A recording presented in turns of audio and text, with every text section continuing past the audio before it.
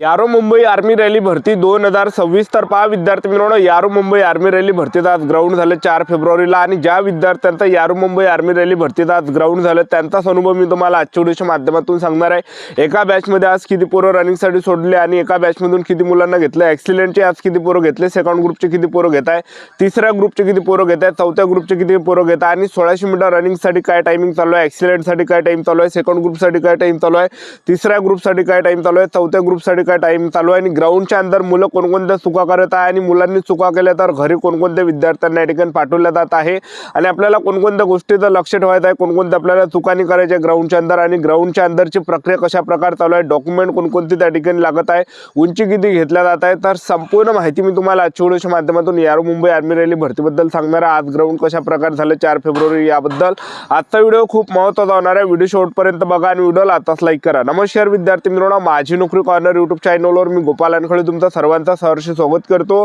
तर मित्रांनो, व्हिडिओचा थंबनेल बघून तुमच्या लक्षात आलं असेल की आपला व्हिडिओ कोणत्या टॉपिकवर होणार आहे। व्हिडिओ सुरू करण्याच्या आधी आपल्या यूट्यूब चॅनलला सबस्क्राइब करा जेणेकरून प्रत्येक भरतीचे अपडेट तुमच्यापर्यंत सर्वात आधी पोहोचेल। जास्त करून यारो मुंबई आर्मी रॅली भरतीच्या रिलेटेड जास्त व्हिडिओ आपल्या चॅनलवर अपलोड करत असतो आणि 10वी 12वी पास भरतीच्या रिलेटेड जास्त व्हिडिओ आपल्या चॅनलवर अपलोड करत असतो। व्हिडिओ सुरू करण्याच्या अगोदर सर्वांना एक रिक्वेस्ट आहे, तुम्ही आपला व्हिडिओ कोणत्या जिल्ह्यातून पाहून नक्की कमेंट बॉक्समध्ये सांगा जेणेकरून मला सुद्धा अंदाज लागणार आहे की आपला व्हिडिओ कोणकोणत्या जिल्ह्यापर्यंत पोहोचू राहिला। तर पहिली जे चूक या ठिकाणी मुलांनी केली तर ते तुम्हाला सांगून देतो। काही विद्यार्थी सकाळी 4 फेब्रुवारीला ग्राउंडवर आले होते तर डायरेक्ट त्यांना घरी पाठवण्यात आलं। एक लक्षात ठेवा, आता त्या विद्यार्थ्यांच्या हॉल तिकीटवर 4 फेब्रुवारी होतं, त्यांना असं वाटलं की बाबा 4 फेब्रुवारी आपला हॉल तिकीटवर आहे तर आजच आपलं ग्राउंड असणार आहे, ते पूर्व सकाळी आले होते तर त्यांना घरी पाठवण्यात आलं। एक लक्षात ठेवा, तर भरती झालेली राहते म्हणजे सांगायचं एवढंच की एक दिवस अगोदर आपल्याला ग्राउंडवर हजर राहायचं आहे। ज्या विद्यार्थ्यांचा 4 फेब्रुवारीला आज ग्राउंड होतं तर ते विद्यार्थी 3 फेब्रुवारीला रात्री त्या ठिकाणी जे विद्यार्थी मिळवणं ग्राउंडवर हजर होते 9-10 वाजतापासूनच, म्हणजे सांगायचं एवढंच की एक दिवस अगोदर आपल्याला ग्राउंडवर पोहोचायचं आहे। तर आज ज्या विद्यार्थ्यांचं ग्राउंड झालं 4 फेब्रुवारीला तर ते विद्यार्थी 3 फेब्रुवारीला रात्री त्या ठिकाणी 8-9 वाजतापासून त्यांनी रांगा लावल्या त्या सर्वात अगोदर त्यांना गेटच्या अंदर एंट्रीच्या वेळेस 2 डॉक्युमेंट त्यांच्यापासून चेक केले, आधार कार्ड आणि हॉल तिकीट, आणि हे जर डॉक्युमेंट नसेल आधार कार्ड आणि हॉल तिकीट तर आपल्याला घरी पाठवल्या जाते। एक लक्षात ठेवा, तर ह्या 2 डॉक्युमेंटवर मुलांना गेटच्या अंदर एंट्री दिल्या जाते।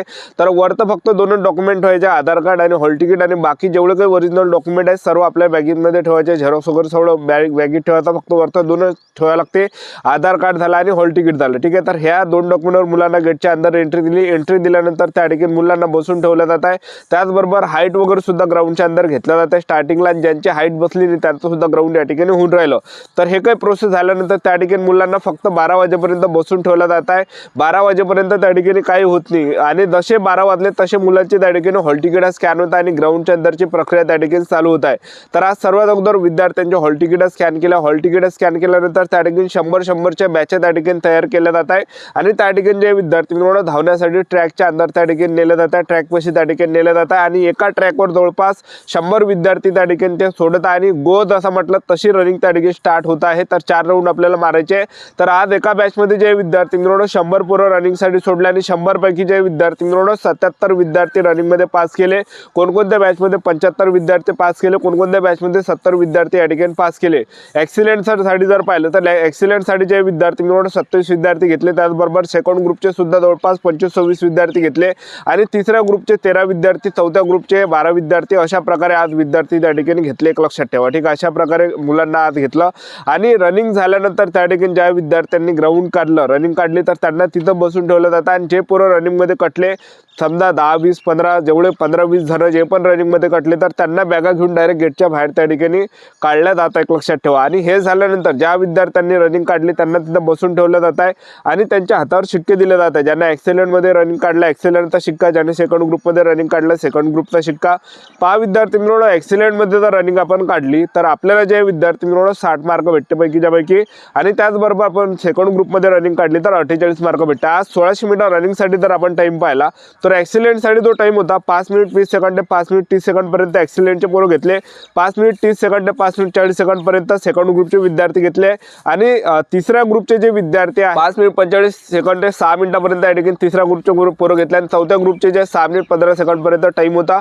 अशा प्रकारे 1600 मीटर रनिंगसाठी पूर्ण टाइम त्या ठिकाणी दिला जात आहे। एक लक्षात ठेवा, ठीक आहे। चांगले पोरं या ठिकाणी घेतल्या जात आहे, 70च्या वरतं पोरं जे विद्यार्थी मिळवणं घेतल्या जात आहे। एक लक्षात ठेवा, ठीक आहे। तर ज्या विद्यार्थ्यांनी रनिंग काढली त्या ठिकाणी त्यांना बसून ठेवलं जात आहे। त्यानंतर त्यांना जे विद्यार्थी मिळवणं इव्हेंटसाठी नेले जात आहे, तर तिथं पहिलं जे लॉंग जंप त्या ठिकाणी मुलांचं घेतलं जात आहे.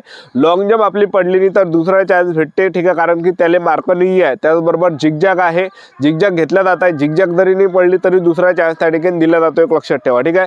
हे झाल्यानंतर त्या ठिकाणी मुलांचे 10 पुलअप्सचा त्या ठिकाणी घेतला जात आहे. पुलअप्सचा जे विद्यार्थी मित्रांनो 10 जर आपण काढल्या तर 40 मार्क आपल्याला भेटणार आहे आणि जसजशा तुम्ही कमी काढसाल तसतसे कमी मार्क्स आपल्याला भेटणार. आणि हे प्रोसेस झाल्यानंतर सुद्धा आणखीन जे विद्यार्थी मित्रांनो मुलांना त्या ठिकाणी उंचीसाठी नेलं जात आहे. उंची त्या ठिकाणी 168 सेंटीमीटर उंची घेतलं जात आहे आणि 77 सेंटीमीटर फुगून 5 सेंटीमीटर आपली भरली पाहिजे आणि वजन 50 किलोच्या वरती असलं पाहिजे. तर आज जे विद्यार्थी मित्रांनो ज्या विद्यार्थी एक्सिलेंटमध्ये रनिंग काढली, सेकंड ग्रुपमध्ये रनिंग काढली, 10 पुलअप्सचा काढून हे पुलअप्सचा काढल्यानंतर रनिंग काढून पुलअप्सचा काढून सुद्धा विद्यार्थी बाहेर होत आहे. कायच्यात तर उंची जर तुमची 168 सेंटीमीटरपेक्षा जर थोडी जरी कमी असेल तर आपल्याला त्या ठिकाणी फेल केलं जाते, रिजेक्ट केलं जात आहे. आणि छातीमध्ये सुद्धा विद्यार्थी भरपूर त्या ठिकाणी काढल्या जाते. त्याचबरोबर वजनामध्ये सुद्धा भरपूर विद्यार्थी काढल्या जात आहेत, लक्षात ठेवा. तर आपल्याला जे विद्यार्थी मित्रांनो वजनावर लक्ष ठेवायचं, 50च्या वरतं 50 किलोच्या वरतं आपलं वजन असलं पाहिजे. 50 किलोच्या जर खाली असेल तर फेल केलं जाणार, अपात्र केलं जाणार. तुमचं 1 किलो जरी कमी असेल 50 किलोपेक्षा तर एखादा डझन केळं सोबत न्या. रनिंग काढल्यानंतर पुलअप्स काढल्यानंतर त्या ठिकाणी केळं एखादा डझन खा, जेणेकरून आपलं 1 किलो तरी वजन त्या ठिकाणी वाढणार आहे आणि वजनात आपण त्या ठिकाणी पास होणार आहे, लक्षात ठेवा, ठीक आहे. आणि हे काही प्रोसेस झाल्यानंतर त्या ठिकाणी मुलांना बसून ठेवलं जात आहे आणि त्यानंतर मुलांची जी प्रक्रिया त्या ठिकाणी चालू होत आहे, मुलांची त्या ठिकाणी जे डॉक्युमेंट व्हेरिफिकेशनची प्रोसेस त्या ठिकाणी चालू होत आहे. तर डॉक्युमेंट व्हेरिफिकेशन जे विद्यार्थी मित्रांनो डॉक्युमेंट व्हेरिफिकेशनच्या वेळेस त्या ठिकाणी आपला थंब घेतला जात आहे. थंब घेतल्यानंतर त्या ठिकाणी जे डॉक्युमेंट लागत आहे तर आधार कार्ड लागत आहे, त्याचबरोबर हॉल तिकीट लागत आहे, 10वीचे मार्कशीट, 10वीचं बोर्ड सर्टिफिकेट, 12वीचं मार्कशीट, 12वीचं बोर्ड सर्टिफिकेट, TC, त्याला शाळा सोडल्या दाखला सुद्धा म्हटलं जाते. शाळा सोडल्या तर दाखला नसेल तर कॉलेजमधलं फोनाफाईट नाही. त्याचबरोबर आपल्याला कास्ट सर्टिफिकेट लागत आहे, डोमिशियल लागत आहे. त्याचबरोबर आपल्याला सरपंचाचा रहिवासी दाखला, पोलीस पाटलाचा रहिवासी दाखला, कॅरेक्टर सर्टिफिकेट पोलीस स्टेशनमधलं, त्याचबरोबर अनमॅरिड सर्टिफिकेट सुद्धा त्या ठिकाणी लागत आहे. आणि फोटो आपल्याला जे विद्यार्थी मित्रांनो 40 फोटो आपल्याजवळ पडले राहू द्या. ज्या दिवशी आपण रनिंग काढली त्या दिवशी फोटो आपल्याला लागत आहे त्या ठिकाणी आणि मेडिकलच्या दिवशी सुद्धा फोटो आपल्याला लागत आहे. त्याचबरोबर मेडिकलसाठी जो टाईम भेटत आहे तर एक दिवस नंतर आपल्याला ज्या मेडिकलसाठी पाठवल्या जातात. म्हणजे आज ज्या विद्यार्थ्यांनी 4 फेब्रुवारीला ग्राउंड काढलं तर त्यांचं जे मेडिकल आहे हे 6 फेब्रुवारीला या ठिकाणी होणार आहे, लक्षात ठेवा, ठीक आहे. 5 ते 6 फेब्रुवारीला त्यांचं त्या ठिकाणी मेडिकल होणार आहे, लक्षात ठेवा, ठीक आहे. अशा प्रकारे त्या ठिकाणी मेडिकलसाठी टाईम दिला जात आहे.